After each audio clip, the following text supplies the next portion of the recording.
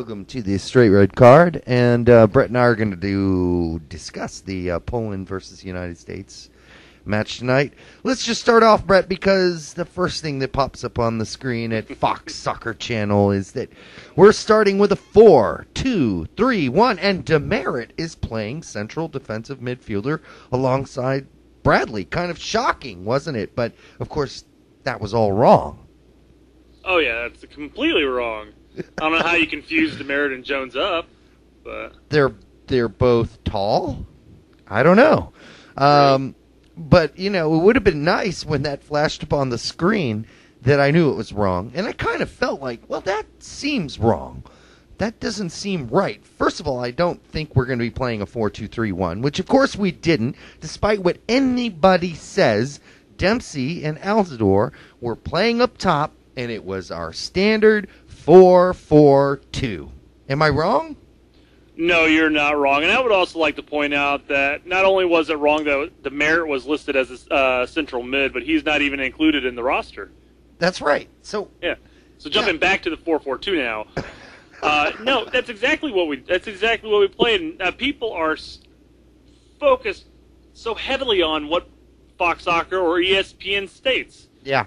You know, they say, oh, we were playing a 4-2-3-1. No, we weren't. We were playing a 4-4-2. You know, both Jozy and Dempsey did get back some to help defend a bit, or at least add pressure, but they never really left that striker role. Right. I mean, can we really deny that Stuart Holden was playing out on the wing and that Feilhaber was playing on the wing? Now, does that mean that Stuart Holden didn't tuck in a la Landon Donovan? Of course he tucked in when the ball was on the other side of the field and played more centrally.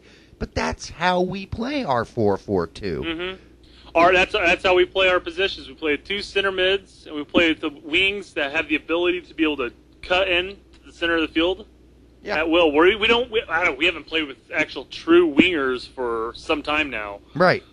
So, I mean, and people are harping on saying, oh, we need to have Holden playing in the center because when he was in the central position, he was doing real well. Yeah. You know what? That's what his position allows him to do. Right. We haven't seen him actually partnered up in the central with anybody. Yeah. We've seen him tuck in. We've seen him cut in. We've seen him move across.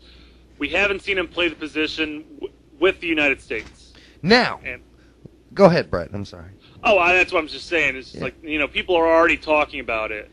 They're saying we need to have Holden with Jones in the midfield, and we could have Bradley come in as a super sub. But I would love to see Holden play as a central mid for at least one friendly, just to see what happens. Yeah. Because it might turn out to be a better option. It really might be, and I would love it if it is. But you know what? We haven't seen it, so let's not start harping saying we need to have him starting there. Now, we haven't seen what he can do there. There is this thing. I mean, in the second half, we did do a lot of different flipping and flopping, and players were going all over. I mean, Clint ended up on sort of the left midfield side when we were on defense. So, essentially what I saw was that on offense, when we switched to offense, we ended up playing sort of a 1-2-3-4. But then on defense, Dempsey would fold back into that left midfield position in the second half, and we played a standard 4-4-2. First, you had Feilhaber, you know, kind of thrown up there with Jozy, and then later on, they threw Holden up there as well once Feilhaber came off, and Bedoya came on and played the right midfield spot. So, okay. The basic bottom line is, if we don't have possession, we're playing a 4-4-2.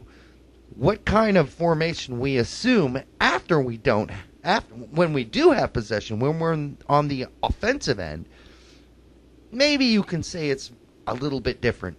But generally, it's a 4-4-2. See, now, I mean, in the second half, when Bedoya came on and Holden looked like he was almost pushed up to an attacker, and then Dempsey looked like he was pushed back to left mid, what I saw there was mainly Bedoya and Holden switching positions, but in the transition of playing, Dempsey had to cover back. Holden stayed up top where Dempsey was, but they ended up switching back in the end because Dempsey ended up back up top with Jozy towards the end of the game, anyways. Yeah. I mean, yes, they stayed in those positions for a while, but it was only, in my opinion, it was only to do that. It was only switched until they had the opportunity to switch back. I think it was more of just switching positions because Holden had to go from the right midfield to the left midfield, and I just think that's how it worked out. I think you have to distinguish between offense and defense on this because whenever we lost possession quickly, Clint dropped back into this 4-4-2 left midfield position. But when we had possession, he would break out, and it would seemingly become a 1-2-3-4, like a bowling, like you're setting up bowling ball pins or something, like a triangle. Now, that doesn't mean that's what we were playing. It just means that, Bob Bradley was asking Dempsey to be more aggressive and then asking other players to do different things when we were on the offensive end. But in general, we played a 4-4-2. That's it. Yeah. And what I liked about this match most of all is that while Bradley really stuck to his guns as far as the formation what we're arguing, he stuck with his formation, the 4-4-2, but he did have the fluidity between his players and the positions they played. We did see Holden creep into the middle quite a bit, even when the ball wasn't on the left-hand side. Yeah. We saw players moving around to different spots. We saw the wing backs overlapping and players covering back for them if we lose possession of the ball. I saw Holden play right back quite a bit that entire game, and it was nice to see that he didn't. And maybe this was just strictly for this game, but it was nice to see that he wasn't stagnant with his direction for the team. He was actually willing to adapt a bit. Well, while it wasn't a huge adaptation. But he did adapt quite a bit. Well, you mentioned him playing right back, and that's because Cherundolo was kind of given free rein to move up the right wing.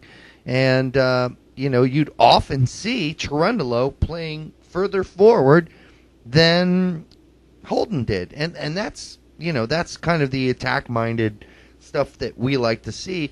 And then, of course, can you doubt, let's just start with Cherundolo, and then we'll run through some of the players, but the guy is the ultimate professional. He made some moves out there today that I thought were, veteran, smart moves. You'd think, oh, well, he's kind of trapped, and then he'd do a spin move, and bam, he'd be down the right wing.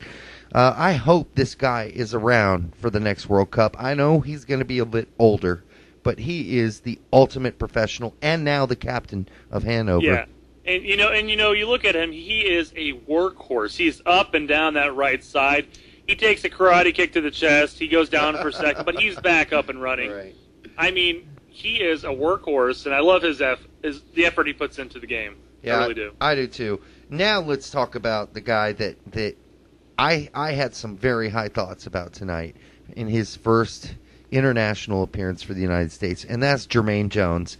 Put aside the fact that he was the guy that lobbed that great pass into Altidore, who managed to, accidentally miss his first touch and then finish the second. Thank God he missed that first touch and just finished it. But who knows where it would have gone? Who knows, exactly. But, Jones was so great in so many ways. One, he allowed Bradley to be more offensive-minded in certain circumstances because he knew he had a guy behind him that was going to bust his ass and get back, and he did several times throughout the night. I can count 4 or 5 times where he got back and almost single-handedly cut off the Polish counterattack. Great stuff from Jones. Mm-hmm. And the one thing I liked about it is while it certainly allowed Bradley to progress into the attack, I think Jones felt comfortable that if he ever got into the attack, he'd always know that Bradley would be able to cover back because we all know that Bradley can play defensive mid quite well as well. Yeah, he can cover back, and he has the workload to take on that. They look natural together. Yeah, they really did. And say what you want about supposedly Holden moving into a more central role. It didn't really happen unless the ball was on the opposite side, but. Those two guys in the center looked really reliable. Where we looked shaky, Brett, and I'm sure you already know this, is in the center back position with Gooch and Adu. And there were several times where Adu saved Gooch's ass on some through balls. I mean, really saved his ass. And at the same time, Gooch looked really rusty on some of those. That header that led to the goal, that was some rusty stuff. You know, and he certainly did look rusty, which is a given because given the amount of time he's played over the last year. I thought this was a drastic improvement over what we saw prior to the World Cup. Mm-hmm. I mean, to tell you the truth, I mean it was still not a great performance by Gooch, but it was still a positive movement in the right direction. It was on the offensive end. That was a hell of a header. Well, he had some decent defensive plays, although some questionable defensive plays like the heading clearance that went 2 yards. It forward. might have actually gone off his arm, is what they're saying. That's what that's what I saw. Like too. Yeah, but his goal. Say what you will, but the guy can still get up in the middle, and that was a brilliant cross by Holden, who played, by the way, another guy we should talk about, a guy who played really well, and a great finish by Gooch. Yes. Gooch was sandwiched in between 3 players. I believe it was 2 Polish players and Michael Bradley. Yeah. And yet he still managed to get his head on that and put it on goal. Yeah. I mean, the fact that it went in was great, but the fact that he was able to put it on was again, another positive sign. Yeah. I just thought that on the defense he looked a little out of place. Sometimes he seemed either to be too far back and a lot of times too far forward. Leaving kind of Adu all on his own. So what do we think about this? I mean, if we give Adu enough time at the in the back 4 as a central back, is this going to work out? Because it could. It very well could. I mean, we've been trying it since the Olympics, to tell you the truth. Mm-hmm. I mean, I like the idea of having Adu as a center back, while his defensive abilities might not be natural compared to some center backs, although not necessarily our center back pool. What he brings to the table is the quick outlet, the ability to possess it as a center back and distribute the ball, which we actually saw. I mean, how many goal kicks did you see Howard play short to Adu? Yeah. I mean, that was great. I loved it.